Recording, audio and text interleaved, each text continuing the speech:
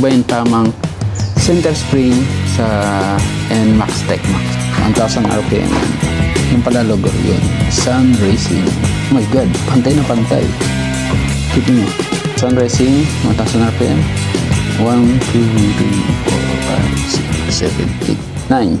8, 9. Yo, what's up mga pengo? Welcome to another episode. For today's episode ay magre-review tayo ng spring. Ano ba yung tamang center spring sa NMAX TechMax?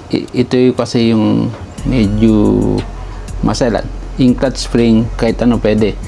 Dahil ito na Sun Racing, tapos TSMP. Pwede yun. O, kahit anong brand ng clutch spring, okay lang. Asa 1000 RPM or 1200 RPM. Kung anong gusto nyo na gigil, mas magigil yung 1200, mas matigas, mas malambot, smooth lang. So ngayon magko-compare tayo ng mga center spring, yung sukat, tigas, saka bilang ng rotation.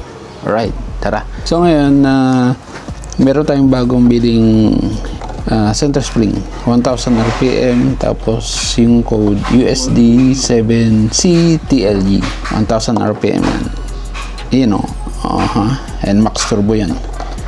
Sun Racing to, sa may resibo. Tiga vehicle yung na-order natin, meron pang resibo. Hindi siya resibo, parang code number yan. Yan ako muna, unbox ko muna to bago natin ipaliwanag yung ibang spring. Yan ang harap niya, yan. Alam ko Sun Racing to. Yung pala logo, yun. Sun Racing Spirit. Gumawa sila ng center spring ng pang NMAX turbo. Unbox sila man. Kailangan natin. Yan. May sticker. Yan. Sun Racing Spirit. Dalawa. Yan. Yung ikot nga pala ay counterclockwise. Ibig sabihin, pag ikot niya, pabuka. NCW kasi yung clockwise ang ikot. Habang umikot yung third drive, pumipihit, mas umikot. Ito medyo luluwag ng konti. Kasi counterclockwise to, ang pihit nito, pabuka yung pihit. Paluwag ng konti. Tapos ito yung stock ko. Ayan, nakatabi pa. Siguro nasa 3,000 km na gamit to. Siguro mauna to yung vlog na to kaysa sa touring setup ko na TSMP. Yung sa motor, 1000 RPM na TSMP yung nakalagay dyan. Testing ko muna sa sa biyahe, sa long ride. Ito yung TSMP na 1200. Matigas siya kapag sa una. Sun Racing na 1000 RPM medyo malambot kasi sa 1200 TSMP maganda yung play. Medyo makunat. Siyempre itong stock spring malambot to ng konti. Pero magkawig sila magkawig ng tigas. Matigas lang ng konti ito. Yung Sun Racing ito malambot ng konti. Yung stock ito matigas to yan. Matigas, malambot, mas matigas konti sa stock spring. Yung taas naman stock sa Sun Racing, oh my God, pantay na pantay. Check nyo. Grabe, magkasukat itong dalawa. Yan. Yung TSMP mataas ng konti, konting-konti lang, 1 mm. Ito, bilang ng turns ng spring, 1, 2, 3, 4, 5, 6, 7, 8, 9. Stock spring to. Sun Racing 1000 RPM, 1, 2, 3, 4, 5, 6, 7, 8, 9. Pares ng bilang ikot. So dito naman sa TSMP, 1, 2, 3, 4, 5, 6, 7, 8. Kulang ng isa. So 3,000 km na yung na-ride nito. So mamaya makikita natin. Mas matigas ng bago pero mas lumambot nung na-ride na. Sa una maganda pero kalaunan mas lumalambot. So, di ko pa malalagay ito kasi gusto kong i-partner yung racing na center spring sa stock na third drive for budget meal ng ating NMAX Tech Max, no? Pang budget meal. Kahit na stock, ilalagay natin. Kung gusto magtas ng spring, mas mura yung magagastos nyo. Kapatan ko kasi ng bearing. Nakatanggal ngayon ng bearing ngayon. Walang bearing ito ngayon. In-order ko pa. Baka sa 22 dumating, 20 bukas, Lunes, mga Merkules, malalagay ko na. Lagay natin kung sukat. Ito munang stock. Lagay natin. Sukat na sukat. Yung left and right, may balance ng konti. May clearance 0.5 mm. Yan. Halos saktuhan lang pag-install ng spring. Yan. Sa TSMP naman,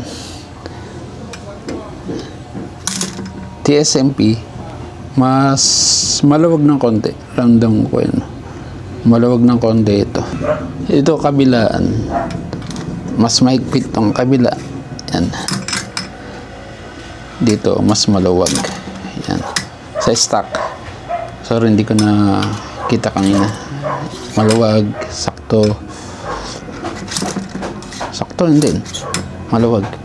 Dito lang talaga. Yan, medyo masikip yung kabila. Sa baligtaran. So, ito naman sa Sun Racing NMAX Turbo. May pangalan, no? NMAX Turbo. Kapag blue pala, 1000 RPM. Kapag yellow, 1200 RPM. Yan. Oh, maluwag. Yan. Medyo mas maluwag nga ito kaysa dito. Yan. May play. Yan. Madaling tanggalin. Pag binaligtad ko, smooth din. Okay. Medyo malaki yung diameter yung sa sa loob. Ito. Maluwag. Yan. Na kakalog ko. Yan. Meron tayong caliper, digital caliper para kita. Naka 00 sa 49.1 TSMP 12. Wala tayong 1000 nakakabit sa motor. 49.3 mas malaki na. 0.2 mm.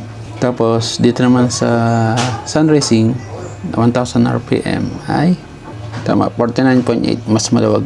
Ito mas malaki yung inside niya kaysa sa dalawa.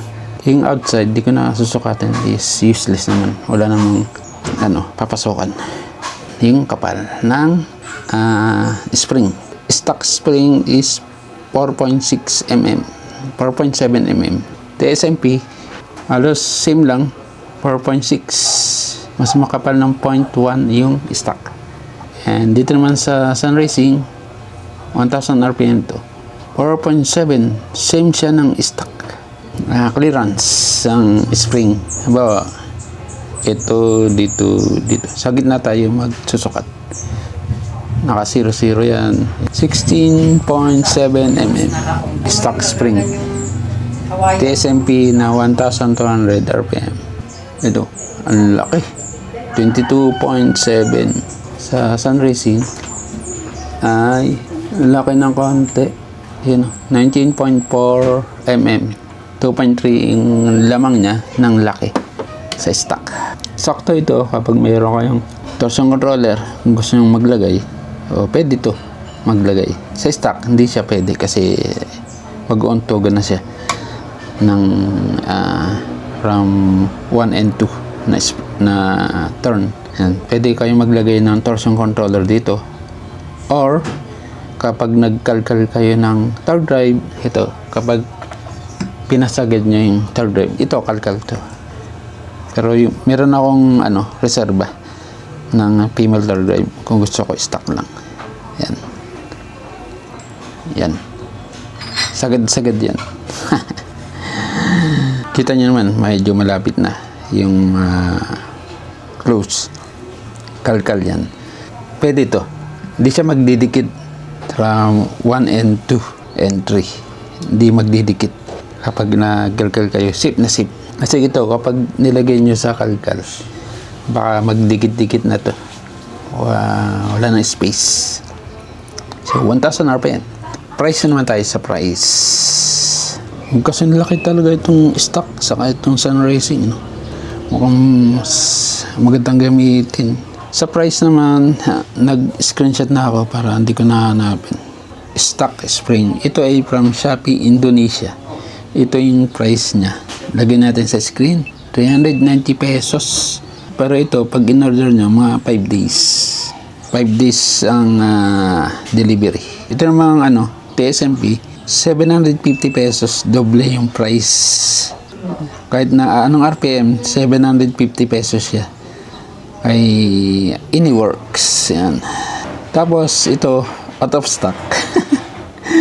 Plus stock na yung binili natin na 1,000 RPM na Sun Racing, 418 pesos lang. Halos magkasing lapit sila ni stock center spring. Yan. 1,000 RPM or 1,200 RPM pares lang ng price. 418 pesos lang. Mas mura, no? Baka mas mura tapos mas maganda pa. Kasi identical yung kanyang bilang ng ikot ng spring, tapos magkasing taas pa. Sukat na sukat siya. Yan o, daliri ko. Hindi siya umaangat.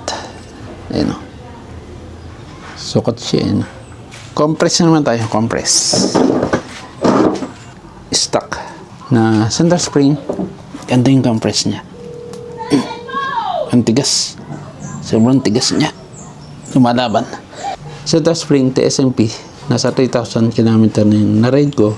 Minsan nagamit natin ng isang beses ng torsion controller. Check natin. Mas nako-compress ko siya. Mas compress itong TSMP kaysa sa stock. So means mas mubo ka ng mabilis ang ito, yung TSMP, kahit nasa 1,200 RPM.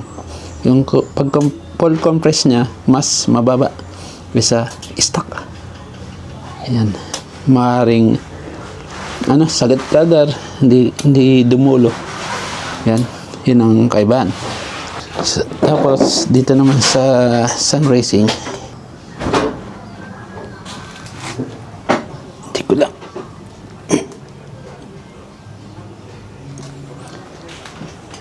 yan, parang malambot ng konti.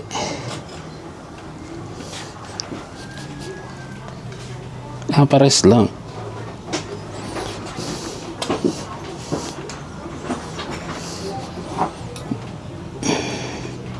Kala ko malambot eh. Mas matigas ito Sun Racing kaysa sa stock. Yung pag-compress, full compress. Ito.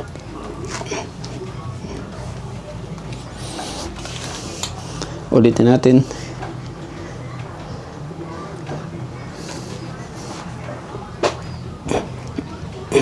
Mas mataas ito eh.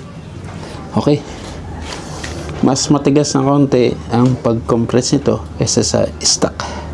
So baka kapag nagamit ito, magiging pares na sila ng pag-compress. Yan. Itong TSMP, dahil nagamit ko na, mas lumambot na. Todo. Masakit.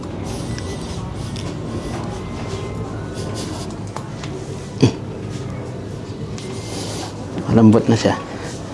Alright. Yan, alright mga pingo. So, verdict na lang or plano. Yung TSMP, sobrang gigil na subukan ko sa unang start from nakainto ako. Mahugong. Lumakas yung mapter ko kapag naka-open pipe. Yung Power S1M. Saka malakas na attack. Problema lang, malakas din yung pagtaas ng RPM and malakas sa gas. Mas biglang tumataas yung RPM ko dito. Malakas ang hatak. Kaso lang, naubos yung RPM and hindi na ako nakapag-shift pag 1,200. Hindi ko nagagamit yung shift ko. Pag nag-shift naman ako, konti lang dinadagdag. Sumasagid na yung RPM. Kaya naging ege sa akin yung matataas na center spring kasi may shifting tayo. Ito, sakto to. Medyo mahina yung hatak na. Hindi siya naging okay sa akin. Kapag may angkas. Pag single lang or ako lang nakasakay sa motor, okay siya. Magaan ang takbo. Tapos, mas high speed, mas madaling bumuka yung torque drive. Kaya mas mabilis siyang rumekta. Pag single lang, problema kapag may angkas, medyo mabagal. Then ito, hindi ko pa nasusubukan. Bago pa lang susubukan to. So, ang plano ko rito ay sa stock na torque drive natin gagamitin. Tapos stock na drive pace para sa tipid CVT setup. Para sa ating mga naka-NMAX, TechMax. Yung wala masyadong budget. Yung nga, ipapartner natin stock na belt, stock na drive pace, stock na pulley. Baga, spring line papalitan natin. Tapos regroove ng stock bell. Yun, para anti-dragging. Kumbaga, anti-dragging na rin yung gagawin natin. Kasi, mag-RPM muna siya. Umiikot muna yung mga pulley, tapos yung drive pace, torque drive, ikot muna, saka siya aandar. Saka bubuka yung torque drive. Kaya, mawawala yung dragging. At lalapat na yung lining sa bell. Kaya, ganun ginagawa ko. And nilang mga pingo, hanggang sa muli sa another episode. So, pa-support na lang. Click nyo lang ang subscribe button and bell notification for more updates and episode. Alright mga pingo, stay safe and ride safe always. And bye-bye. Buti gumawa yung sun racing nito.